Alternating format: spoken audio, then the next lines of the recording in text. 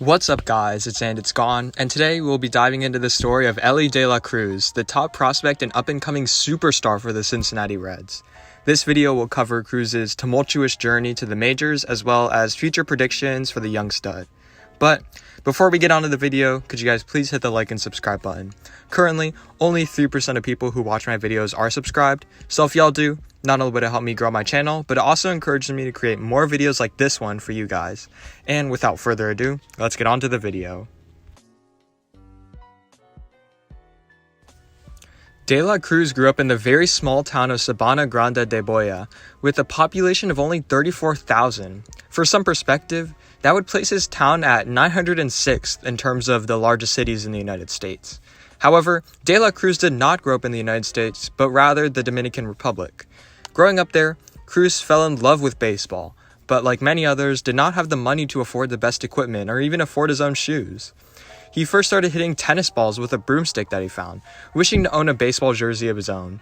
Like many others in the Dominican Republic, Cruz started out playing baseball extremely young. However, Cruz began playing baseball full-time at the age of 6. He lived with the brother of his baseball coach throughout most of his childhood. Obviously, I can only speculate about the tribulations faced by De la Cruz at the time, but for someone so family-oriented as De la Cruz, who dedicates his play for his mother, that it must have been hard for him to grow up away from his family just to dedicate his life to baseball. At the young age of 10, De la Cruz began to play at a baseball academy in order to get nationally noticed. However, he flew wildly under the radar. A natural shortstop and third baseman, he was playing for a team that already had a great shortstop and thus had to play out of position as a super utility player, and he would often either pitch or play left field. As kids, with the skill gap being so small, especially for position players, it is often that the kid with the best equipment will be the best one able to showcase his talent most effectively and look better in comparison to a kid with worse gear who actually may be more talented in the long run. Cruz, who was dirt poor at the time, cited his time playing with and against kids with rich parents, who not only had nicer equipment but also the influence able to get noticed. However, despite his hardships, De la Cruz caught a lucky break, in which he played really well in a game that happened to be watched by a wealthy family in the Villaros, who were willing to sponsor him and gave him everything that he had in terms of equipment. However, despite having all of the equipment necessary to showcase one's baseball skills, Cruz hit a dark time as a teenager. He was still living about an hour's drive away from his family and was now living full-time at a baseball academy. Even then, he still wasn't liked very much by scouts. He wasn't making any cuts to any full tryouts, and it became ever more apparent that baseball wouldn't be his career path. At this point, Elly de la Cruz was seriously considering quitting baseball altogether. After that point, Cruz would have to return to his family without any hope of advancing, as he had no education outside of the most elementary level, as all of his childhood time was spent devoted to playing baseball. But then, Cruz caught his lucky break.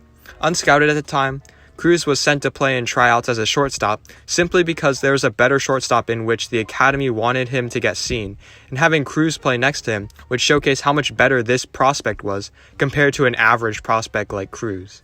However, it all backfired as these tryouts happened to have a Red scout there, who liked De la Cruz a lot. After a couple more tryouts, the Reds liked De la Cruz's bat speed, length, and fluidity at shortstop, and decided to sign him to a $65,000 contract. And although this seems like a huge success for a guy who was worried he might not even make a team, $65,000 for a guy who has since dedicated his life to playing baseball at almost a decade so far is not substantial money compared to the 7-figure signings his peers were getting. This in turn must have drove him to becoming an even better player in order to provide for his family. During the 2020 COVID pandemic, the Reds cut ties with 2 of their minor league teams and 41 of their minor league players.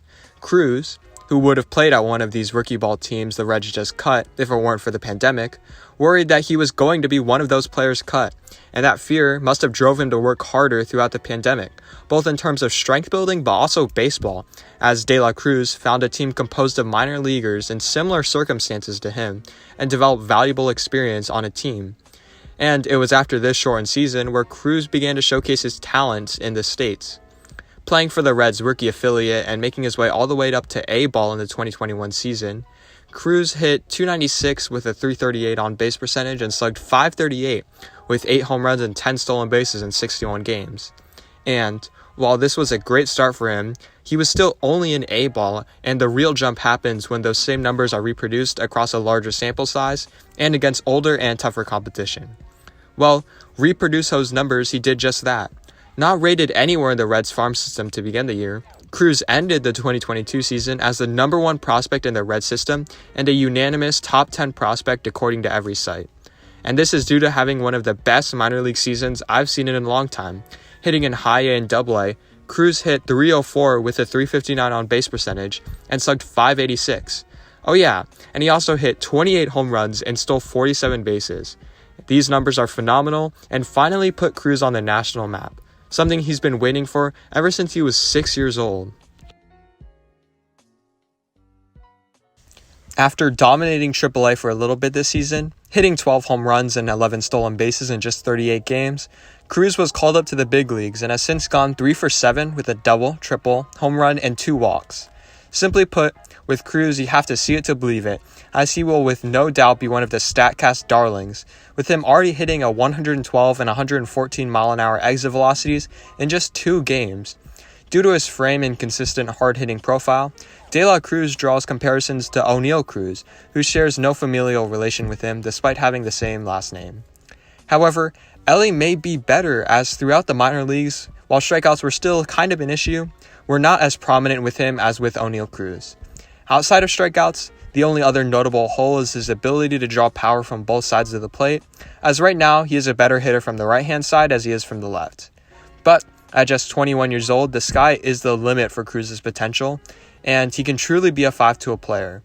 While I don't see him winning Rookie of the Year with how good Corbin Carroll has been to start off the season, nor a playoff berth from this, as Milwaukee should pull it together at some point, the future is bright for the Cincinnati Reds, and it all begins with their franchise face already in Elly De La Cruz. In fact, he's already drawn in attendance. His debut drew over 21,000 to a team that usually draws 6,000. He is truly the face of the franchise, and I have no doubt that Elly De La Cruz will bring great things for the Cincinnati Reds. Thank you guys so much for watching. Remember, if you enjoyed, please like, share, and subscribe, and comment down below new video ideas.